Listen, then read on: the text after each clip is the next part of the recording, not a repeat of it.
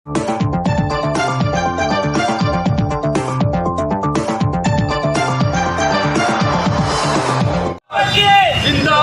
जिंदाबाद जिंदाबाद जिंदाबाद जिंदाबाद जिंदाबाद जिंदाबाद जिंदाबाद।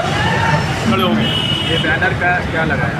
बैनर का उद्देश्य ये है, मैं मालेगांव शहर जो महाराष्ट्र के अंदर आता जिला नासिक, ये बैनर लगाने का उद्देश्य ये है कि मालेगांव शहर की आवाम माननीय मोहन भागवत जी के इस बयान से जिन्होंने कहा कि भाई कब तक आप मस्जिद के अंदर मंदिर ढूंढोगे और एकता की जो बात कही, तो ये बातें मालेगांव शहर में एक खुशी की लहर है और मुस्लिम समाज के अंदर ये खुशी की लहर है। मुस्लिम समाज के ताल्लुक मुस्लिम समाज की तरफ से ये आज मैं जो मालेगांव शहर के अंदर जो बैनर लगाया हूँ, ये मैं हिंदुस्तान भर में एक मैसेज देना चाहता हूँ।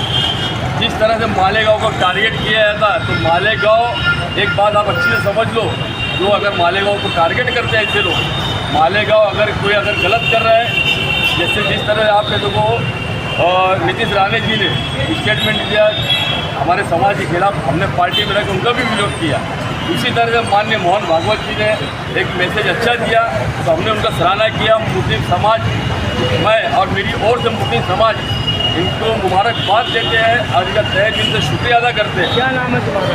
मेरा नाम शेख इब्राहिम शेख असलम, भारतीय जनता पार्टी का मैं अल्पसंख्यक मोर्चा का प्रदेश उपाध्यक्ष हूँ, महाराष्ट्र राज्य समिति का सदस्य हूँ, जागतिक मानवाधिकार का मैं राष्ट्रीय कोऑर्डिनेटर हूँ और नासिक जिले के अंदर मैं गौ रक्षक का पद भी है मेरे पास। आपने एक बात कही कि मोहन भागवत ने कहा कि हर मस्जिद के अंदर मंदिर तलाश करना ये अच्छी बात नहीं है। अभी आपने बताया कि आप गौ रक्षक पे आप उम्र भी हो, तो मालेगांव शहर के अंदर कई दिनों से गौ रक्षक गैर कानूनी तरीके से कार्रवाई कर रहे हैं और कुछ लोगों को मार भी रहे हैं, तो क्या ये सही है? आपने इसके बारे में अभी तक की कोई आवाज़ क्यों नहीं? देखो, आज जो हमारा मेन स्टेटमेंट जो है, मोहन भागवत जी ने जो बात की इसी की ताल्लुक से हमने आज चर्चा की, इसके ऊपर हमने फाइट की। लेकिन साथ ही साथ मैं बता दूं आपको, इससे पहले मालेगांव के अंदर तेरा फाटा के ऊपर कोई मामले हुए थे, वो मामले को भी लेकर के हमने बात उजागर किए थे।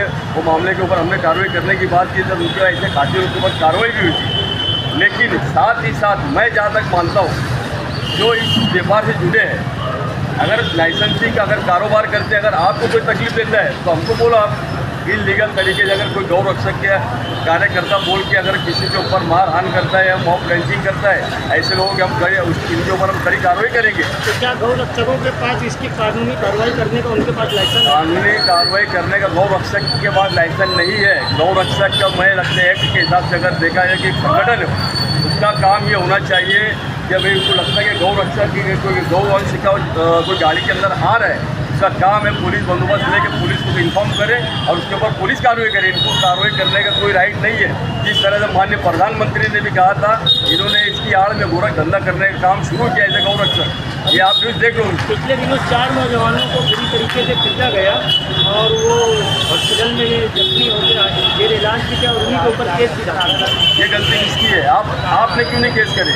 अगर आपको मारा गया, आप अगर इसके पीड़ित हुए, तो आपने क्यों नहीं गुनाह दाखिल कराया? गौ रक्षक वाले गलत कर रहे हैं या सही कर रहे हैं? नहीं, देखो, गलत और सही का फैसला मैं तुम नहीं कर सकते। अगर उनके पास लाइसेंस नहीं, आपने अगर लाइसेंस अगर उनके पास नहीं है, मारहान कर रहे, तो कायदे से उनके ऊपर मारहान की उन्होंने गुनाह दाखिल करवाना चाहिए था। अब पुलिस ने उनसे पूछना चाहिए था कि भाई तुम गौ रक्षक है, तुमको कितने अधिकार दिया मारहान करने का? सवाल क्या गौ रक्षकों को इस तरीके से कानून हाथ में लेना चाहिए क्या? सवाल ही नहीं आता कानून हाथ लेने का, हाथ में लेने का इनको कोई राइट नहीं है। ये गौ रक्षक संगठन में जैसे बताया आपको, इनका यही है कि भाई इन्होंने कोई मामला आता है तो पुलिस डिपार्टमेंट तक इसको इन्फॉर्म करना और उसके ऊपर पुलिस डिपार्टमेंट कार्रवाई करेगा। इनको मारने पीटने का कोई राइट नहीं है। लेकिन इसके अंदर जो इसका व्यापार करते जो लाइसेंस होल्डर है, अगर उनके ऊपर कार्रवाई होती या उनके ऊपर मारहान होती जबरदस्ती, तो उनका भी काम है हमारे जैसे लोगों को आके बोले, तो हम उनके ऊपर पुलिस डिपार्टमेंट एक्शन नहीं लेता है तो हम उनके ऊपर कार्रवाई करवाएंगे।